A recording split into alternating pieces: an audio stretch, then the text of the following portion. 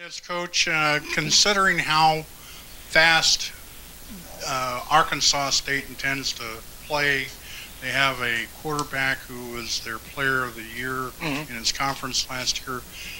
How does that impact your defense, and particularly the substitution patterns that you're going to? We'll keep the same patterns, and we plan on rotating between 20 and 25 guys, and that's been kind of our deal since 2009. In our first season here. So we've always planned on playing a lot of guys on the defensive side of the ball. I think obviously you're going to get a lot of reps in a game like this, or in any game that we've played. So we're built, and built for depth. We really strive for it in practice. We practice at a pretty fast clip ourselves, and I think our guys are used to that tempo. But we plan on playing between 20 and 25 guys in the opener on the defensive side of the ball. So. Go with Rick.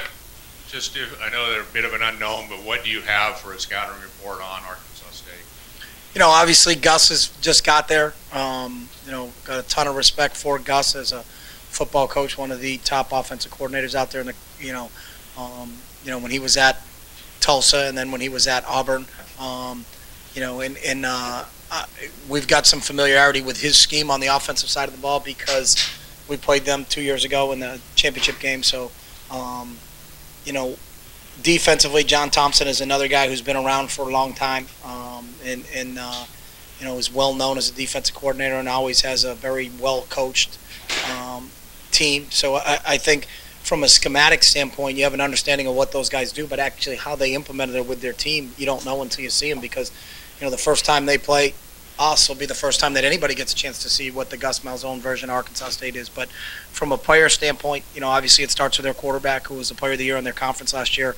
And he can beat you throwing the ball. He can beat you running with the ball. So, much like playing Auburn, where it started with the quarterback, playing these guys on offense, our defense is going to start with their quarterback. So, Chris? As far as some of the weapons around David Oku and Jarbo and Stockmer, some of those guys, have you developed a sense of them yet from watching them on film? Yeah, obviously they're talented in terms of where they are. Oku is a highly recruited kid and transfer from Tennessee. Their other running back is a good football player, but the receivers, I think, were the strength of the team last year along with Applin. But it really is, how is Gus going to deploy those guys? But from a skill set, you can see that it's the same thing we look at on defense. I don't know exactly how they're going to use those corners, but they're pretty good when you see them on film. So it's a talented football team. You don't do what they did. They played Illinois very tough. They played Virginia Tech very tough, and then made a huge run in their league and went to a bowl game. So it's a good football team.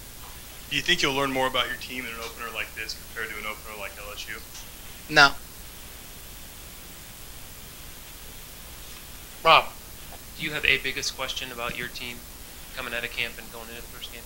No, and I've never approached it that way. What's my question here? What's my question there? It's just, we're focused, and this is game week, just like it's week 10 for us or week 1 for us. Are we getting, my questions always are we getting enough reps in red zone? Are we getting an adequate look when we were in 2-minute situation, today? And we'll go in and watch tape, and I felt like when it was on the field, it felt like it was good, but then you go back in and look at the film, and you're always tweaking something. So there are questions, but there's not like an overarching question like how will this happen, because there's so many unknowns in this game. When it's every time you think you have the answer, you just we were talking the other day. We started in 2009. If you asked us what the strength of our football team was, we would have said it was our secondary. When T.J. Ward goes down in the first game, Walter Thurman's done for the year, and Willie Glasper's done. Now all of a sudden you're like, what do we got to do now?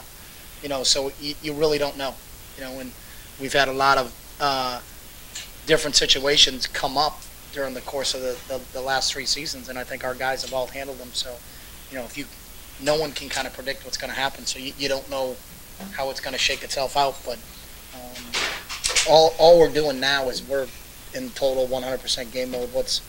Did we do this well enough? Did we do that well enough? The fortunate thing about how we've done it is because we had Monday practice on Saturday, and then today was a Wednesday for us. We have an extra day, which is tomorrow, before we get into our real Thursday, Friday routine, which we'll keep that the same. So tomorrow's kind of a bonus day, and when we meet today as a staff, it's let's look at, do we need extra work here, how do we feel about these particular packages against this opponent? So, again, there's a lot of unknowns just because it's Gus's first year there, but in terms of the staff he's put together, there's some of the most respected coaches in the country. So whether it's defending Gus's offense or John Thompson's defense, those guys have won at a lot of different schools. It's how quickly do they get their team acclimated to how they want to play. But there is some talented players coming back, and on offense it starts with their quarterback, who was the player of the year in the league.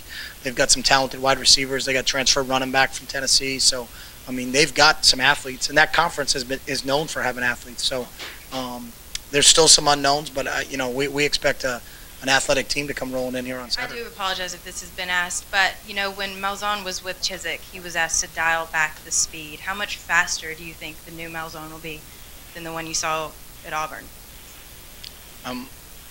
The one we saw played pretty fast, and I don't know if they were dialed back then. So when I've seen Gus's teams, they've been playing at the same tempo and pace, whether he was at Arkansas or Tulsa or here. That may have happened last year, but we didn't play him last year. I know when we played him and he had Cam Newton, they were going pretty fast because I was standing on the sideline watching it. So.